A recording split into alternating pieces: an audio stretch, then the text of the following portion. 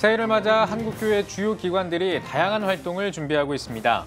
코로나19 여파가 당분간 지속될 것으로 예상되는 가운데 우리 사회와 교회의 회복, 그리고 한반도 평화를 위한 활동을 준비하고 있습니다. 새해를 맞아 성경 일독을 계획하는 신앙인들이 많습니다.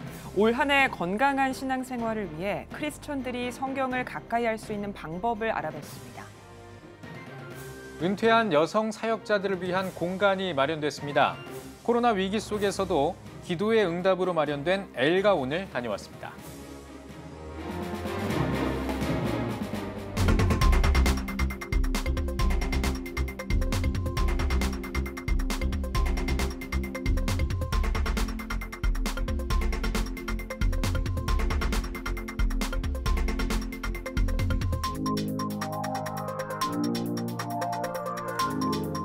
시청자 여러분 안녕하십니까? 1월 7일 CTS 뉴스입니다. 새해에도 코로나19 여파가 지속할 것으로 보이는 가운데 한국교회 연합기관들이 우리 사회와 교회의 회복, 그리고 한반도 평화를 위한 활동에 주력할 것으로 보입니다. 2021년 연합기관들의 신년 계획을 살펴봤습니다. 최대진 기자입니다. 지난해 코로나19가 확산하는 가운데 정부와 대화를 통해 방역 수칙을 준수하며 한국교회 예배를 지키기 위해 노력해온 한국교회 총연합은 새해 우리 사회와 교회의 회복에 앞장설 계획입니다. 사회적 거리두기 2.5단계가 장기화하고 있는 만큼 교회가 안전하게 예배드릴 방안을 모색하기 위해 정부와의 논의를 이어나갈 계획입니다. 또한 차별금지법과 모자보건법 등 사회 현안에도 한국교회의 목소리를 대변하는 한편 마을음악회와 이스터 퍼레이드 등 지원 사업도 지속적으로 추진할 예정입니다. 한국기독교교회협의회는 2024년 창립 100주년을 앞두고 100주년 기념사업을 전개해 나갈 계획입니다. 코로나로 인해 중요성이 강조된 환경 문제에 대한 고민, 한반도 종전 평화운동 전개, 2024년 교회협 100주년을 기념하기 위한 사업을 추진해 나간다는 방침입니다. 또 코로나 사태 가운데 교회가 사회 속에서 진리와 복음을 실천해 나갈 수 있도록 노력한다는 계획입니다. 한국교회연합은 당초 신년 할애를 어려운 이웃들을 위한 바퍼 행사로 진행하려 했지만 코로나19 여파로 잠정 중단했습니다. 코로나가 잦아들면 올해도 예년과 마찬가지로 소외 이웃을 지원하기 위한 다양한 활동을 전개해 나갈 계획입니다. 또한 포괄적 차별금지법, 교회폐쇄법, 대북전단 살포금지법, 낙태법 등에 대해 적극 대응할 계획입니다. 사단법인 한국장로교 총연합회는 근본회기 5대 중점 사업으로 다음 세대 부흥운동, 장로교 발상지 방문, 장로교 정체성 확립, 회원교단 확장 활동, 이웃사랑 실천운동을 꼽았습니다. 한장총은 장로교단이 함께 모여 예배하는 장로교의 날 등을 더욱 강조해 장로교단 연합에 힘쓰는 한편 다음 세대를 살리기 위한 구체적 방안을 모색해 나가겠다고 밝혔습니다. CTS 뉴스 최대진입니다. 크리스천이라면 새해를 맞을 때마다 품는 계획이 있습니다. 바로 성경 일독인데요. 올해 성경 일독을 소망하는 분들이 활용할 수 있는 성경 읽기 방법들을 소개해드립니다. 김인혜 기자입니다. 새해를 맞은 크리스천들은 성경 일독의 계획을 다짐하지만 바쁜 삶 속에서 성경을 꾸준히 읽는 것은 쉬운 일이 아닙니다. 어떻게 하면 지치지 않고 성경을 읽을 수 있을까? 먼저 스마트폰 어플리케이션을 활용하는 방법이 있습니다. 요즘에는 화면을 켤 때마다 자동으로 성경 구절이 나타나거나 말씀을 읽어주는 등 성경 읽기를 돕는 어플이 다양하게 존재합니다. 언제 어디서나 장소에 구애받지 않고 빠르게 성경을 읽을 수 있다는 장점이 있습니다. 타이핑으로 하는 성경 필사는 손으로 하는 필사보다 빠르게 성경을 쓸 수 있으면서 읽는 것보다 말씀을 깊이 있게 이해하는 데 도움을 줍니다. 코로나19로 모임이 어려운 만큼 성경통독원 등에서 온라인으로 진행하는 성경통독 프로그램에 참여하거나 성경을 읽기 쉽게 재구성한 교재를 활용하는 방법도 있습니다. 지금은 여러 매체를 통해서 성경을 들을 수 있도록 많이 제공되어 있습니다. 그래서 얼마든지 1년 1독이나 1년 10독도 가능할 수 있는데요. 이왕이면 역사순으로 읽으시면 좋겠습니다. 그런 면에서 역사순 통독성경이 좋은 디딤돌이 되실 것이고요. 한자도 빼놓지 말고 전체를 밑줄 쳐가며 읽으시는 것도 요절주의를 벗어나는 좋은 방법 중에 하나입니다. 어떠한 방법으로든지 성도들이 말씀을 가까이 하는 것이 무엇보다 중요하다고 전문가들은 조언합니다. 하나님께서 새롭게 해주실 것이라는 믿음으로 반드시 성경을 우리 손에서, 입에서, 귀에서, 마음에서 멀어지게 하면 안 될 것입니다. 성경을 읽는 인생은 삶의 실패 순간에도 하나님의 긍휼로 새롭게 시작할 수 있는 은혜를 누릴 수 있기 때문입니다. 새롭게 시작하는 2021년. 자신에게 맞는 방법을 찾아 말씀을 더욱 가까이 하며 건강한 신앙생활을 유지하길 기대합니다. CTS 뉴스 김인혜입니다. 평생 하나님만 바라보며 달려왔지만 은퇴한 여성 사역자들은 은퇴 이후의 삶이 녹록지가 않습니다. 한 교단이 은퇴 여사역자들을 위한 공간을 마련했습니다. 엘가온을 박세연 기자가 다녀왔습니다. 1913년 남편 빅터 채핀 선교사와 함께 한국 땅을 밟고 여성 신학 교육에 초석을 놓았던 안나 채핀 선교사. 그녀의 소원은 은퇴 후 어렵게 살아가는 여사역자들을 위한 안식관 건립. 당시 자신의 재산 30만 환을 기부하며 은퇴 사역자를 위한 사역의 시작을 알렸습니다. 서울 성북구의 한 건물. 깔끔한 방에 가구들이 놓여 있습니다. 냉장고와 전자레인지, 컴퓨터까지 개인 생활에 최적화된 공간으로 구성돼 있습니다. 지난 11월 17일 개관한 엘가온. 채핀 선교사의 마음을 계승해 은퇴 여사역자만을 위한 공간으로 마련됐습니다. 감리회 여선교회의 큰 기도 제목으로 진행돼 온 엘가온 건축. 옛 안식관터의 새로운 모습으로 자리 잡은 엘가온은 기도의 산물입니다. 한 성도의 작은 후원부터 교회와 기관의 협력까지 엘가온 곳곳에는 은퇴 여교역자를 위해 모은 마음들이 새겨져 있습니다. 관계자들은 코로나 여파에도 건축이 완료된 것이 전적인 하나님의 은혜라고 고백합니다. 빚 없이 민원 없이 사고 없이였는데 하나님이 그 기도에 응답해 주셔서 빚 없이 이거를 완성하게 했고 민원 사고 없이 이렇게 완성되게 했습니다.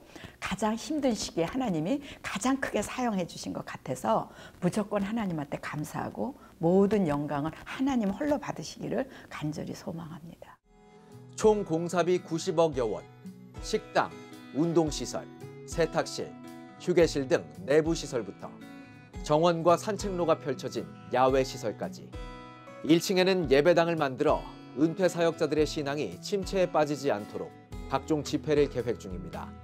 또 납골당 시설을 갖춰 여사역자들이 생애 마지막까지 평안을 누릴 수 있도록 했습니다. 엘가온에 입주한 은퇴 사역자는 엘가온의 존재가 고마울 따름이라고 고백합니다.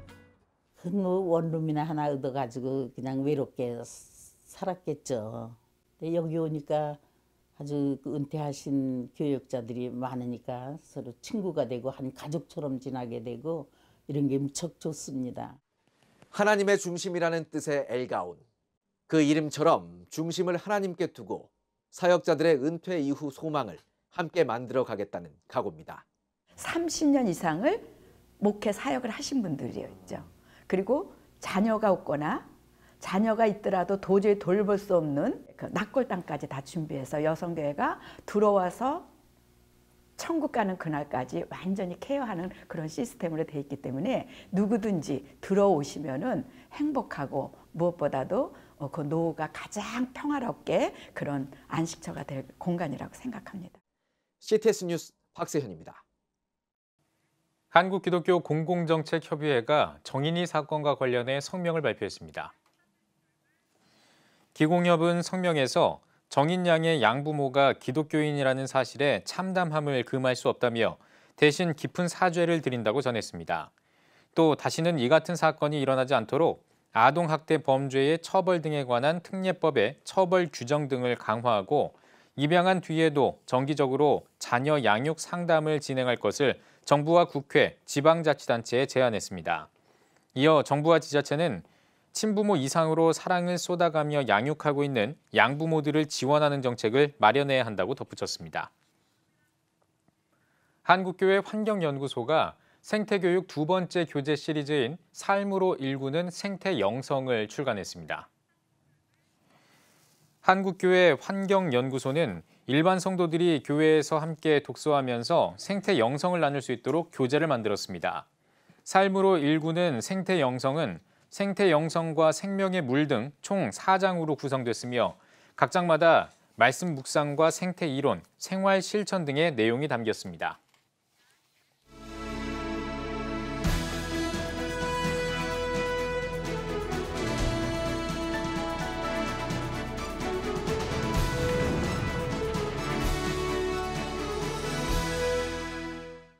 코로나19 팬데믹 상황으로 인해 1년 가까이 고통 가운데 있는 이 땅의 모든 사람들, 특히 한국교회와 성도 여러분에게 2021년 새해 하나님의 기적과 위로의 은총에 임하시게 되기를 기도합니다. 코로나19 상황은 우리 모두에게 말로 표현할 수 없는 고통을 겪게 했고 아직 그 고통은 여전히 진행 중에 있습니다. 예배와 같은 일상의 소중함, 또한 인간의 연약성과 무능함 등 이루 헤아릴 수 없는 많은 부분에서 소중한 깨달음들을 갖게 해주었고 수많은 삶의 변화를 가져오게 되었습니다. 코로나19 상황의 기나긴 고통의 여정 속에서 믿음이 있는 사람들조차도 하나님은 이 상황 속에서 지금 어디에 계시며 왜 이런 고통스러운 상황을 허락하셨을까라는 질문을 던질 때마다 명쾌한 답을 얻지 못하곤 합니다. 그렇지만 성경에는 우리 모든 삶의 해답이 담겨 있기에 이럴 때일수록 성경으로 돌아가서 하나님께서 이 상황 속에서 무엇을 말씀하시기를 원하시는지를 살펴보아야 할 것입니다.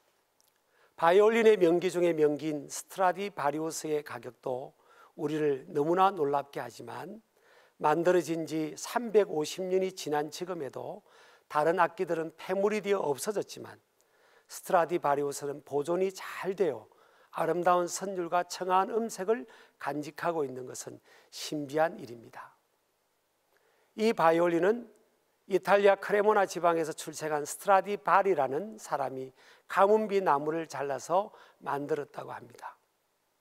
1645년에서 1715년 사이 약 70년 동안 당시의 지구상에는 소빙하기라 불릴 만큼의 몹시 추운 시기가 있었다고 합니다.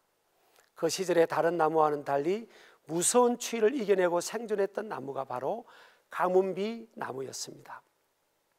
가뭄비 나무는 다른 나무와는 달리 추위를 이겨내고 생존하기 위해 나무 밀도를 최대한 높였다고 합니다. 바이올린을 만드는 재료는 밀도가 높으면 높을수록 더욱 청아하고 아름다운 소리를 낸다고 합니다. 그래서 밀도가 가장 높은 소빙하기에 자란 가뭄비 나무를 잘라서 봄, 여름, 가을, 겨울 4계절 동안 물에 담그고 꺼내어 말리기를 수없이 반복한 후 그 나무를 잘라서 만든 바이올린이 바로 스트라디바리우스라는 명기라고 합니다. 만약 소빙하기와 같은 약 70년 동안의 추위가 없었다면 또는 봄, 여름, 가을, 겨울과 같은 계절을 거치면서 물에 잠기고 말라지는 수없는 단련의 과정이 없었다면 지상 최고의 명기가 탄생될 수가 없었을 것입니다. 한국교회 성도 여러분, 코로나19 상황이 너무나 힘들지만 끝까지 하나님의 약속을 바라보면서 인내하며 나아갈 때 하나님은 스트라디바리우스와 같은 보석을 우리의 고통을 통해 탄생시키시리라 믿으면서 이 어려움을 이겨나가시길 기도합니다. 하나님은 여전히 신실하시고 전능하십니다.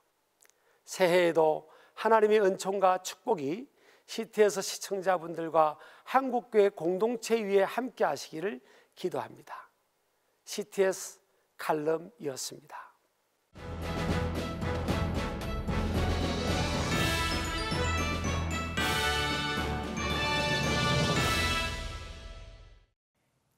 전국 각 지역별 네트워크 뉴스입니다. 올 한 해 전 세계적인 화두가 있습니다. 바로 환경 문제인데요. 환경을 살리고 하나님이 주신 창조 세계를 지키기 위해 노력하는 교회를 소개해드립니다. CTS 광주방송 신미정 기자입니다. 새롭게 건축된 아파트들 사이로 자리한 광주 계림교회. 1층에는 특별한 도서관이 자리하고 있습니다. 카페와 함께 운영되고 있는 이곳은 식물 그림책 작은 도서관으로 이곳에는 하나님 지으신 자연을 주제로 한 다양한 식물 그림책 1000여 권이 채워져 있습니다. 주민들 누구나 이용할 수 있는 사랑방과 같은 공간에 자연 친화적인 의미를 더한 것입니다. 친환경적이고 자연에 가깝고 그런 부분에 대해서 식물하고 좀 근접을 시켜서 식물 그림책으로 컨셉을 잡고 지구 환경과 더불어서 우리 후손들에게 정말로 아름다운 또 미세먼지가 없어지는 그런 쪽에 일조를 할 수 있는 그런 작은 도서관의 역할을 하고자. 광주 계림교회는 식물 그림책 작은 도서관 이외에도 특별한 공간을 갖고 있습니다. 성도들의 관심과 사랑이 깃든 옥상에서는 계절별로 다양한 문화 행사를 비롯해 텃밭을 만들어 성도들이 직접 심어 가꾸고 추수감사절과 김장철에는 장식과 김장 재료로도 사용하고 있습니다. 또한 교회 건축 설계 단계에서부터 태양광 발전소를 구상해 설치하고 교회 입구에는 예전 교회에서 사용하던 지하수 시설로 관리하는 인공연못도 만들어 성도들은 물론 주민들도 다가와 즐기는 귀한 도심 속 자연 공간을 만들어내기도 했습니다.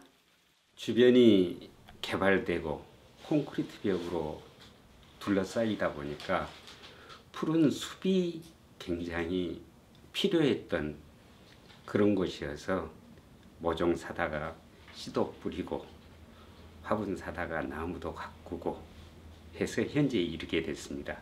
주변 아파트 높은 곳에서 내려다 봤을 때 저곳이 숲인가 교회 옥상인가 구분이 안 될 정도로 아마 푸르게 정원으로 가꾸어 갈 계획입니다.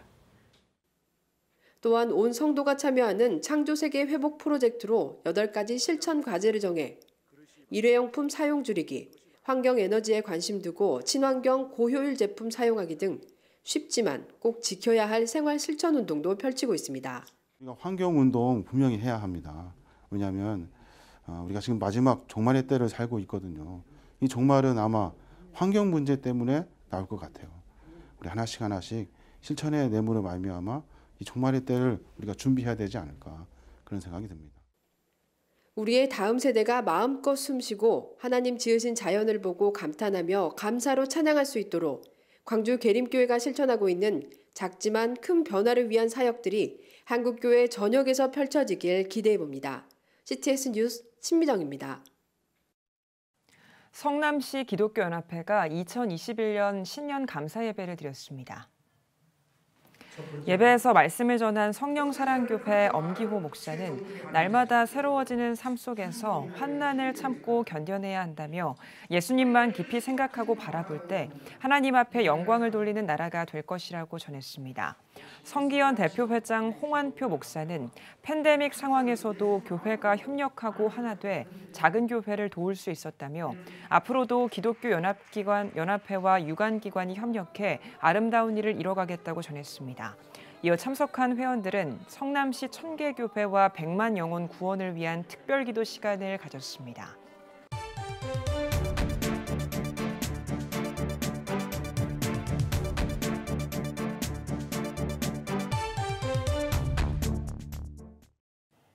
주간 교계 브리핑 시간입니다. 국민일보 장창일 기자와 이야기 나눠보겠습니다. 안녕하십니까? 안녕하세요. 네, 거리두기 2.5단계가 길어지면서 네. 교회 예배 제한도 길어지고 있는데요. 네. 이런 상황에서 대면 예배를 이어오고 있는 교회가 있다고 하더라고요. 어떤 교회인가요? 네, 부산 세계로 교회가 지난 3일 본당에 모여 예배를 드렸습니다. 이 교회는 지난해 3월부터 정부의 압박에도 불구하고 현장 예배를 지켜왔는데 이 그동안 지자체로부터 6차례 고발당했고 현재 2개의 행정소송이 진행 중입니다. 네. 교회는 이 예배에 대해서 정부의 교회 폐쇄 조치에 대한 저항이다 이렇게 말하는데 개정된 감염병 예방 및 관리에 관한 법률에 따르면 정부는 감염병 예방 지침을 따르지 않은 교회의 운영 중단이나 폐쇄를 명령할 수 있다. 하지만 이것은 자유민주주의 국가에서 예배를 드렸다고 교회 십자가나 간판을 떼어내는 일이 일어나서는 절대 안 된다. 이게 교회 입장입니다. 네. 교회가 폐쇄되면 즉시 가처분 신청을 제기하겠다. 이렇게도 이야기했습니다. 네. 네, 그렇군요. 그렇다면 교단의 생각은 어떻습니까? 네, 이 교회는 예장 고신총회 소속인데요. 네. 총회 측은 비대면 예배 기조를 유지하면서도 일정 부분 송 목사의 주장이 이해된다, 뭐 이런 반응입니다. 이 총회 관계자 말인데요. 세계로교회 본당이 수용 인원이 5,500명 가량 되는데 여기서 20명만 예배를 드리라는 건 다른 곳과 비교해 볼 때 불합리하다고 느낄 수 있다. 사회적 거리두기에 따른 단계별 인원수 조정이 네. 수정돼야 한다. 뭐 이런 의견을 냈습니다. 네. 그러면 이 모이는 예배에 대한 또 다른 여론은 어떻습니까? 네, 이 세계로교회 외에도 정부의 지침에 맞서 행정소송에 참여하려는 교회가 현재 500여 개 정도 됩니다. 예배 회복을 위한 자유시민연대가 지난달 25일부터 예배 회복을 위한 행정소송에 참여할 교회와 단체들을 모집했는데 결과 514개, 514개 교회가 동참 의사를 밝혔다 이렇게 전했습니다. 네. 이 다만 교회발 코로나19 확진의 위험성은 여전히 존재한다는 점에서 네. 각별히 주의가 필요한 부분이라고 생각합니다. 네, 이 코로나 종식을 위한 방역도 참 중요한 부분이잖아요. 네, 그렇습니다. 교회 연합단체들도 모이는 예배를 지양해야 한다, 뭐 이런 입장입니다. 네. 한국교회 총연합 신평직 사무총장 이야기를 들어봤는데 예배 회복이 절실하나 현재 상황에서 방역 지침을 안 지켜서 논란이 생길수록 예배 회복이 늦어지고 결국에는 모든 교회가 피해를 본다 이렇게 말하면서 네. 교회발 확진자가 늘어나서 정부와 대화를 하는데도 한교총이 수세적인 입장에 놓여 있다. 다만 교회가 차별받지 않도록 정부와 긴밀히 협의하겠다. 뭐 이렇게도 이야기를 했습니다. 네. 교계 원로신데요. 손인웅 덕수교회 원로 목사가 이렇게 이야기했습니다. 예배는 교회의 생명이라고 이야기하고 방역 수칙을 지키면서도 교회의 생명력을 유지할 수 있도록 코로나 시대에 맞는 예배 방법을 연구해야 한다. 뭐 이런 의견을 냈네요. 네. 네. 현장 예배에 대한 간절함에도 불구하고 코로나 사태가 길어지면서 교회에 모일 수 없다는 게 참 답답한 부분인 것 같습니다. 하루빨리 성도들이 모여서 마음껏 찬양하고 기도할 수 있는 날이 왔으면 좋겠습니다. 장창일 기자 잘 들었습니다.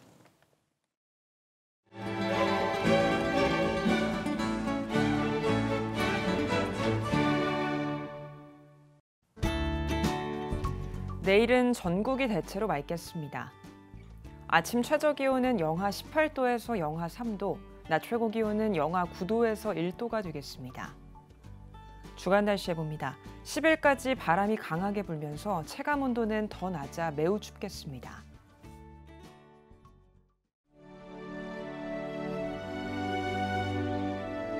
백만인 기도운동에 새롭게 참여하신 분들입니다.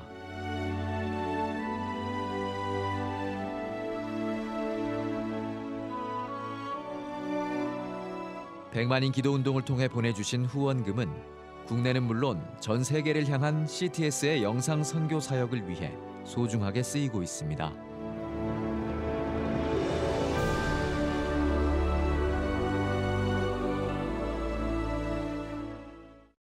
CTS 뉴스 오늘 순서 여기까지입니다. 시청해주신 여러분 고맙습니다.